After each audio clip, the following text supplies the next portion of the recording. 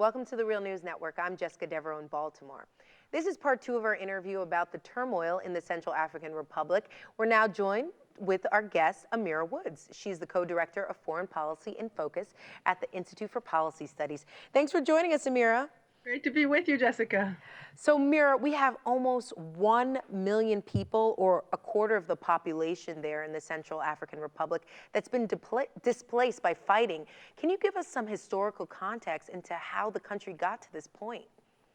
Well, I think we have to go back to the colonial history and understand the severe legacies of colonialism in Africa. And in the case of Central African Republic, the colonial power was France, and France ruled really, essentially by pitting one ethnicity against the other. So, there's some roots to real concerns that parts of the country from the times of colonialism till post-colonialism remain underdeveloped, remained without the essential services, roads, hard to find in certain parts of the country. So there is a legacy of colonial powers extracting resources and really making sure that those resources go for the interests of the external actors, particularly multinational corporations that are active in mining, have been active in mining in Central African Republic for decades, and really rendering the people on the land invisible. All right, let's So fast you forward have a little had bit to 1960 when they get their independence. So you had independence, and you had basically from independence until today, one institution was pretty much strengthened, which is the security sector. Often it is the military. The heavy hand of the military is often the strongest tool in the governance toolkit post-colonialism. And so what you have had were coups and counter coups from 1960 till today. You have had essentially one democratically elected government in the Central African Republic. So there has not been an opportunity for real democracy, for the will of the people to be heard. And so I think what you have had are interests of external actors, often the same colonial powers and the corporations that they support. Essentially dictating the terms of what happens on the ground in places like the Central African Republic.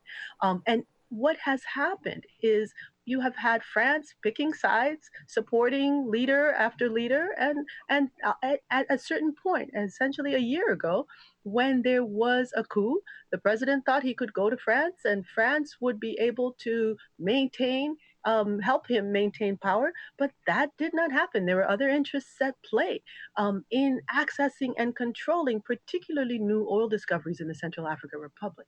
And so, what you have had was a quick ouster of the president, the rebel leader essentially instituting himself as president until things essentially broke down.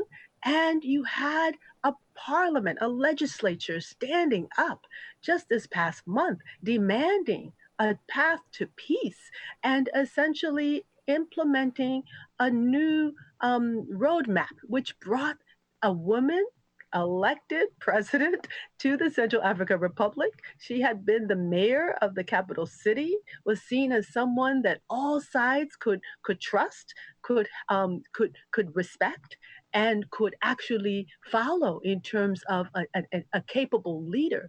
So what we have is an interim process that has what many say a lot of credibility and legitimacy, but it will be tested. And the question will be to what extent the international community can support this new, presidency. To what extent can there be an opportunity for there to be a clear path for humanitarian assistance, for a return of real rule of law, for also a return of services like education, where people can send their kids to school again in the Central African Republic and not have to live in internally displaced people's camps, for example. So there is a lot at stake.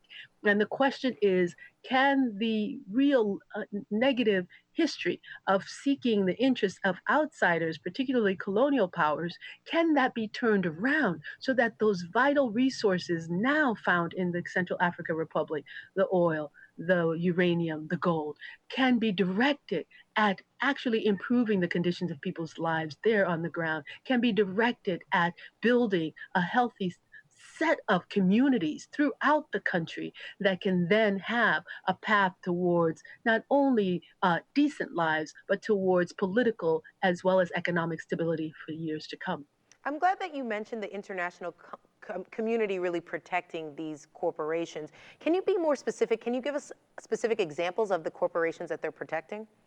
Well, I think there are many, right? But they are the oil, gas, and mining companies that have been prevalent throughout the region, not only Central Africa Republic, but also in Chad, also in Sudan. There are actors from Europe, from clearly, the US, Canada, as well as China and other countries. So there are a number of actors at play. There isn't only one that we could say, oh, that's the evildoer, right? There are a number of countries, there are a number of companies interested in the vital resources. But I think we have to really look at this link between particularly places like France that are so dependent on uranium for their energy supply and the flow of uranium from the mines in the Central African Republic. France, it's estimated 70% of their energy comes from nuclear power, and it is very reliant on the uranium that comes from those mines in Central African Republic. So there are some that rise to the fore in terms of the egregious and dominance of those companies. But there are quite a myriad slate of players that have interests and have had interests for decades in Central African Republic. All right, Emira Woods, always a pleasure having you on. Oh, the pleasure is mine. Thank you. And thank you for joining us on the Real News Network.